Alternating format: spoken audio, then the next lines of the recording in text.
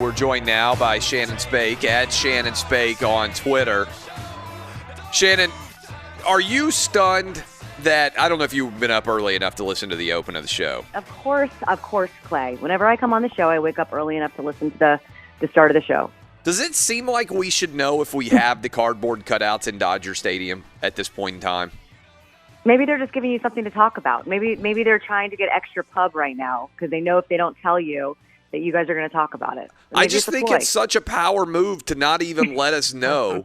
They took the money, they cashed the check, they cashed the charge, and not even let us know if they followed through on, it's not like I just big-timed them and said, hey, I expect to have my cardboard cutout there because I do a national radio show. I got a picture taken with me and Danny G and Roberto. But Danny G and Roberto are lifelong Dodger fans. We sent it in. They told us, we'll take care of you. You'll be able to be seen. We had tons of listeners out there. Nobody's seen any of the cardboard cutouts. Petros comes on the show, and he's like, oh, yeah, I know exactly where I am. He doesn't even pay for it. And they won't even tell us if they fulfilled the most basic obligation here. You need to put a call into someone. You need to get. I don't even know who to call. I mean, that's how much they're big-timing me. So anyway, I don't know. Well, you're doing it right now. You're doing it right now, and I bet you Dodger fans everywhere are like, man, I can pay money and get my head in the my face. The season's basically over. Stand. I mean, the season's over on Tuesday of next week or whatever the heck. It's Sunday, I think it is. Sunday, I think the season's over. Everybody's got like 5 games left. And so when did you pay this money? Danny G went well over a month ago. I mean, back in August. Oh. And they still haven't told you that you've been in there or where you are? No, what I was told through Danny G was they're going to put us prominently. So I went on television and I said, hey, you're going to be able to see us behind home plate. Thankfully, nobody pays attention to me on my television show, but Rachel Bonetta and Cousin Sal, for a couple of days, they were like, yeah, I was watching the Dodger game, didn't see you at all. And then I was like, they told us, you'll be there next homestand. And then now it's been a month and we haven't heard anything. Not good. I think they're duping you guys. There's no doubt that I'm being big-timed. Yeah. It sounds like that to me. I don't want to do it, but I'm going to put a curse on them. The Dodgers are already cursed. They haven't won a title since '88. I'm going to be forced to put a curse on them if they don't comply here. You're going to have some upset producers if that's the case, right? You've been, there's no doubt. You've been, by the way, in all these NFL stadiums without fans present. How weird is it to be one of like a handful of people that are inside of these stadiums? And like, you're just sitting in an empty stadium. What does that feel like? Can Bizarre. You hear everything going on? Like, can you hear the players on the sideline and stuff from your seat?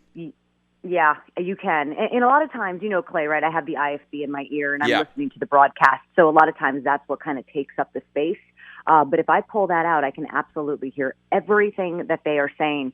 So much so that week 1, I had the Bears at Detroit and I had made my way over to, so we have the first row and rows 1 through 8 are tarped off. But we can stand between the 30 and the 30 on row 1. And if we have to make our way to the other side of the field, a lot of times you have to walk up maybe to row 10 in order to get around because that row 1 doesn't connect all the way across at a lot of stadiums, at least the 2 that I've been at. So I'll usually start on the near side, which is where the broadcast booth is. That's normally where my camera, my camera that's dedicated to me is located on that side of the field. And then I'll walk around just depending on what the storylines are. So week 1, this is so funny. I actually walked over to the Bears sideline to kind of just watch the defense and see how they were kind of handling stuff. And I was standing over there and Adrian Peterson pops off for 20-something yard run for the Lions. And I let out I whooped out loud. I was like, whoa, you know what I'm saying? Because it's Adrian Peterson. I'm a fan of sports. And when, he goes for a long run, you love to see that. And the Bears players turned around and looked at me because they heard me kind of let out sort of a fans yelled that I had seen this run from Adrian Peterson. So yes, there are a lot of times when I'm doing reports and I know that they can hear me. Exactly what you're saying. That's kind of weird too, right? Mm-hmm. That the players can hear what you're saying during your report because usually it's so loud they have no idea. 100%. But I do have to give so much credit to the coaches because they have been working with us 100%. So Kyle Shanahan, Matt Patricia, they came directly up to me, right outside the tunnel and kind of talked to me as I'm leaning down. I had Adam Gase on the phone last week as he was coming out of the locker room. That's how we're doing our halftime reports right now. And it's working, and everyone's sort of going with the flow, right? We haven't had any resistance. So everyone's kind of moving in the same direction and making this work. But it's very bizarre. And then you listen to the broadcast and you hear all the fans that they're pumping in. And I told someone who was like, I don't know if I like it. And I'm like, believe me, you like it because you don't. There are times where it sounds like there's major injuries on every single play because it gets so super silent inside those stadiums. And unfortunately for me this past weekend with the 49ers, there were a lot of injuries on a lot of plays. Yeah, I'm going to get to that here in a sec. Where are you this weekend? You're in Atlanta, right? Do they have fans present there? No, I don't think so. I'd have to look. I had to work Race Hub yesterday, and I have to work Race Hub again today. Obviously, a lot of news coming out. So I'm just actually – it's funny. I woke up early this morning to watch the Falcons-Dallas game, and I'm, like, in the second quarter, and it's like watching the movie Titanic, Like, oh, God. You really can't enjoy the whole journey of it because you know how it's going to end. And so it's Kevin Burkhardt is like, wow, what a start for the Falcons. And you're like, oh, gosh. Well, I mean, at what point does this start to turn? That play at the end, I feel like for Falcon fans, the onside kick, the ball that, never seemed to want to stop rolling, you might as well play the Titanic soundtrack as that ball is rolling. I don't have any idea how in the world they're going to bounce back from that defeat. I mean, the data point that we shared on Monday coming out of that show was teams were 440-0, according to the Elias Sports Bureau, going all the way back to 1933, when they had scored 39 or more points in the NFL and not had a single turnover. Literally, the Falcons were the first team to ever have that situation happen to them. Yeah, I mean, but what I am watching is their defense looks really good. I mean, creating all these turnovers, and Mitchell Trubisky has not been able to put together a complete game just yet, right? I mean, the Detroit Lions game, he came on strong in the second half, and then what we watched this past weekend with the Giants, it was a first half game. So if you can exploit that and keep him out of rhythm, at least in one of these halves, this defense looks real. At least in this, like so far, what I've watched, they look really, really strong creating turnovers. I mean, I think they had like 4 or 5 turnovers in the first quarter. Yeah, before they fell apart completely. Okay. It happens. Yeah, so you just mentioned that you covered the 49er game against the Jets, and obviously the 49ers had a ton of injuries, beginning with Bosa going out, then you had Jimmy Garoppolo out, you had, I think, Raheem Mostert went out. I mean, have you ever covered a game with that many big players getting injured in it before? No, it was insane, right? And we did start to wonder if it was the turf because it was a new turf. It was only the second time that teams had played on the turf. And I know that Kyle Shanahan did say something post-game about it being a little sticky. But I reached out to the Giants during the game who had played there Monday night to ask if they had experienced anything. And they said no. So we didn't follow along with that during the game because I felt like that might not be the answer, right? But after the game, of course, Kyle Shanahan said that they felt that it felt sticky. But they have to play there again this weekend because they're playing the Giants. Well, I mean, for the 49ers, right, I did a report that their plane had some damage when they arrived at San Jose. So they had to change planes. They had to fly out of San Francisco. They got in like 2 to 3 hours late. Now they're down in West Virginia staying on the East Coast because they have back-to-back games in New York. And I read yesterday where their MRI machine broke down on the way. I mean, like, what in the world is going on?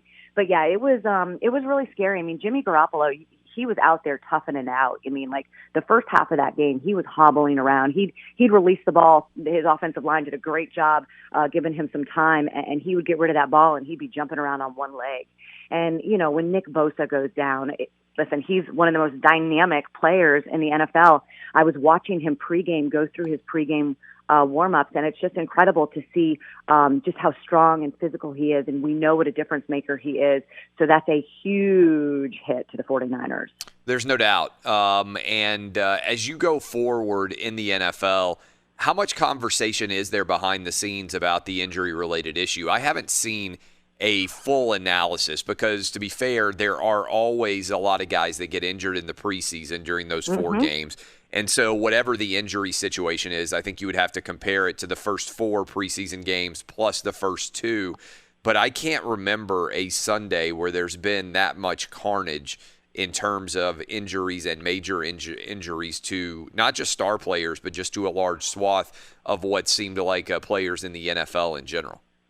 Yeah, I had the Lions week 1, and Matt Patricia, in his quote sheet leading into the game, he had talked about that specifically. He said that they had actually tracked the injuries, and they saw that when players arrived, like in July and August, like they did suffer sort of like ankle tweaks or knee tweaks, and then it would go soft tissue, like hamstrings, groin, stuff like that, as they started to build up speed and get more explosive. So it sounds to me like, just based on what he had sort of researched, that does sort of follow this timeline, right? I'm not a doctor, so I don't know specifics. But yeah, with no preseason, listen, these guys aren't able to sit out like week 3 or week 4 of the preseason and completely heal before they get back on the field. I have to think there's something to it. Again, I'm not a doctor. I'm not diagnosing all this stuff, but it just seems like it's too much of a coincidence. We're talking to Shannon Spake. Big news, by the way. You covered 2 different sports. You mentioned the Race Hub obligations on Wednesday and Thursday of this week as you go forward and get ready for that Falcons game against the Bears. But big news coming out of NASCAR was Michael Jordan's involvement with the sport. For people out there who may not have seen it, what is that news and why is it significant? It's huge. So Denny Hamlin, who's one of our veteran NASCAR drivers, he's been friends with Michael Jordan for, I would say, more than a decade, right? I think they met at a Bobcats game and really formed a relationship. Denny's been a Jumpman athlete, which is Michael's brand at Nike. So they've had this relationship. You see him courtside hanging out, the two of them. And so they have come together, and they are starting a team next year, a NASCAR team, a Cup team. It's going to be affiliated with Joe Gibbs Racing, so it will be Toyota, and we know Joe Gibbs is a powerhouse in NASCAR. I mean, that's where Denny drives right now. So Denny will remain at Joe Gibbs Racing. He will be a minority owner while Michael Jordan is the majority owner for this team, and Bubba Wallace is the driver. It's huge because, A, it's Michael Jordan, right? We had a list of people yesterday on the show who have been involved in NASCAR, and it's everyone from Troy Aikman to Dan Marino, Roger Staubach, like people that you wouldn't necessarily kind of know. I mean, obviously you know their name, but not necessarily know that they were involved in NASCAR. But this is Michael Jordan. There's no one that transcends sort of the world of sports like he does. He's one of the most famous people in the world, and he is going to use this initiative and this platform to help us continue to move forward socially. That is exactly what he said in his statement. He sees an opportunity to do that. Obviously, North Carolina. He's from here. He says he grew up going to races. It is a huge deal, and certainly for Bubba. We'll have an opportunity to be in a car that's affiliated with a great team, and I think we'll see a lot from Bubba next year. Is there a 2-3 car? Like, could Jordan's team be the number 2-3? Absolutely. I would think that, even if that number is owned, because in NASCAR, that's what they do. Teams will own, like they'll rent or lease the number for 5, 10, 15 years. So Richard Childress Racing has that 3 car, obviously, he leases that number. But yes, I would absolutely think that it has to be the 2-3. That's what we were talking about on the show last night. I can't see it being any other number but 23. What is the cost to be an owner of a NASCAR team like that? I have literally no idea. Do you have any idea what sort of investment would be entailed in getting a rights like this? Yeah, so a lot of it is dictated on sponsorship. A lot of drivers nowadays, they'll get opportunities with teams because they come with money. Yep. They have a sponsor. 10, 15, 20 million dollars for a good team is kind of what the sponsorship dollars what they need. As far as obviously the salary for Bubba is something that's in there. He can have personal endorsements. It's a lot of money. I mean, it's again, I don't know the specific number, but the sponsorship dollar is what comes with it. And listen, Michael Jordan, Bubba Wallace teaming up. They're not going to have any problem finding sponsors for that race car. And that's the biggest thing in NASCAR is finding sponsorship dollars to keep those cars on the racetrack. Last question for you. I know you covered SEC athletic events a lot, particularly basketball. Does it feel to you like college football is officially back when the SEC kicks off, which is what is happening this weekend with all of the teams in theory in action? I say in theory because obviously we just had the Notre Dame game get canceled against South Florida, and there's going to be, an abnormal situation in general with college football this year where maybe some games aren't getting played. But in general, there are going to be a lot of SEC games this weekend, and for many people, including me, that's going to make the college football season seem even more official. 100%, right? I mean, and then when the Big Ten, when they finally get back and it's, it's football weather and you see those, I mean, obviously those stadiums aren't going to be, who knows how many fans will be allowed in them. 25% roughly for the SEC games, except for Vanderbilt, of course. But that's going to feel, I think, a lot more normal to many people out there. Yeah, 100%. Like, I cannot wait to see Nick Saban, walking down the sidelines, just stalking those sidelines and seeing those guys. I mean, I can't wait to see Mississippi and Mississippi State, right? Mike Leach, I covered him many times at Washington State. Lane Kiffin was the coach at my college, FAU, for the last couple of years, and I know Lane pretty well from doing Alabama games for as many years as I did. So I actually did the first game when Lane went back to Tennessee, and I remember they had like police officers outside his hotel, and I was walking with him as he walked onto the field for the very first time in pregame warm-ups, and the fans are just taunting him and stuff. So I mean, my goodness, the dynamic coaches that are in the SEC, that's certainly part of it, and that's not going to be lost even though the fans aren't there, in full capacity. I know I said last question, but real last question. What does getting on an airplane feel like right now? I think you really realize how many sort of I don't want to use the word freedoms, but sort of luxuries that we had in the past. Whether it be like to get on the airplane and just order a glass of wine or a glass of water for that matter, right? Because even, if you're sitting in first class, they'll give you a plastic bag with like a bottled water in it and some, some peanuts or whatever. And then, at the airport, everyone's wearing masks. The airports that I have been at have been pretty crowded. Charlotte's been pretty crowded. Detroit's pretty crowded. I was in Newark this weekend. Again, everyone's wearing masks, but I think you just realize, the Starbucks are closed, this is closed, you can't walk in here and get something. You just realize, the little luxuries that we had for so long aren't there right now. Good stuff, as always. Thanks for getting up early with us. Enjoy the rest of that game between the Dallas Cowboys and the Atlanta Falcons. It is like the Titanic. Yeah, it is like the Titanic. If you're a Falcons fan, we'll be watching this weekend for the Falcons-Bears game. Thank you so much, Clay. Have a great morning. Will do. That's Shannon Spake.